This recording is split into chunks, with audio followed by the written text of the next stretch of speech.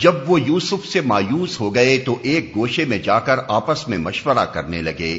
ان میں جو سب سے بڑا تھا وہ بولا، تم جانتے نہیں ہو کہ تمہارے والد تم سے خدا کے نام پر کیا عہد و پیمان لے چکے ہیں، اور اس سے پہلے یوسف کے معاملے میں جو زیادتی تم کر چکے ہو وہ بھی تم کو معلوم ہے۔ اب میں تو یہاں سے ہرگز نہ جاؤں گا جب تک کہ میرے والد مجھے اجازت نہ دیں، یا پھر اللہ ہی میرے حق میں کوئی فیصلہ فرما دے کہ وہ سب سے بہتر فیصلہ کرنے والا ہے۔ تم جا کر اپنے والد سے کہو کہ ابا جان، آپ کے صاحبزادے نے چوری کی ہے، ہم نے اسے چوری کرتے ہوئے نہیں دیکھا، جو کچھ ہمیں معلوم ہوا ہے بس وہی ہم بیان کر رہے ہیں، اور غیب کی نگہبانی تو ہم نہ کر سکتے تھے۔ آپ اس بستی کے لوگوں سے پوچھ لیجئے جہاں ہم تھے، اس قافلے سے دریافت کر لیجئے جس کے ساتھ ہم آئے ہیں، ہم اپنے بیان میں بالکل سچے ہیں۔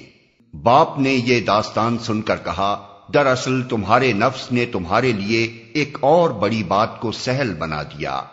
اچھا، اس پر بھی صبر کروں گا اور بخوبی کروں گا۔ کیا وعید ہے کہ اللہ ان سب کو مجھ سے لا ملائے، وہ سب کچھ جانتا ہے اور اس کے سب کام حکمت پر مبنی ہیں۔ ایک اور بڑی بات کو سہل بنا دیا، یعنی تمہارے نزدیک یہ باور کر لینا بہت آسان ہے کہ میرا بیٹا، جس کے حسن سیرت سے میں خوب واقف ہوں، ایک پیالے کی چوری کا مرتکب ہو سکتا ہے۔ پہلے تمہارے لیے اپنے ایک بھائی کو جان بوجھ کر گم کر دینا اور اس کے قمیص پر جھوٹا خون لگا کر لے آنا بہت آسان کام ہو گیا تھا۔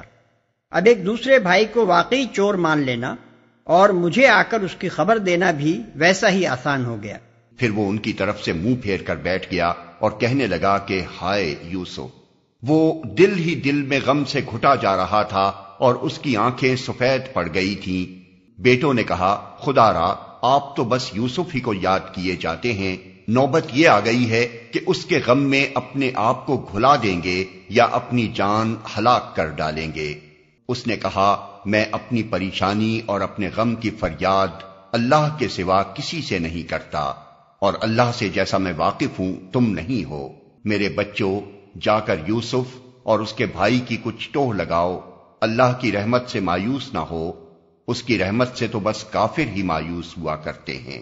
جب یہ لوگ مصر جا کر یوسف کی پیشی میں داخل ہوئے تو انہوں نے عرض کیا کہ اے سردار با اقتدار، ہم اور ہمارے اہل و عیال سخت مصیبت میں مبتلا ہیں، اور ہم کچھ حقیر سی پونجی لے کر آئے ہیں، آپ ہمیں بھرپور غلہ عنایت فرمائیں اور ہم کو خیرات دیں، اللہ خیرات کرنے والوں کو جزا دیتا ہے۔ یعنی ہماری اس گزارش پر جو کچھ آپ دیں گے وہ گویا آپ کا صدقہ ہوگا۔ اس غلے کی قیمت میں جو پونجی ہم پیش کر رہے ہیں وہ تو بے شک اس لائق نہیں ہے کہ ہم کو اس قدر غلہ دیا جائے جو ہماری ضرورت کو کافی ہو۔ یہ سن کر یوسف سے نہ رہا گیا، اس نے کہا، تمہیں کچھ یہ بھی معلوم ہے کہ تم نے یوسف اور اس کے بھائی کے ساتھ کیا کیا تھا جبکہ تم نادان تھے؟ وہ چونک کر بولے، ہاں، کیا تم یوسف ہو؟ اس نے کہا، ہاں میں یوسف ہوں اور یہ میرا بھائی ہے، اللہ نے ہم پر احسان فرمایا۔ حقیقت یہ ہے کہ اگر کوئی تقوی اور صبر سے کام لے تو اللہ کے ہاں ایسے نیک لوگوں کا اجر مارا نہیں جاتا۔ انہوں نے کہا، بخدا کہ تم کو اللہ نے ہم پر فضیلت بخشی اور واقعی ہم خطا کار تھے۔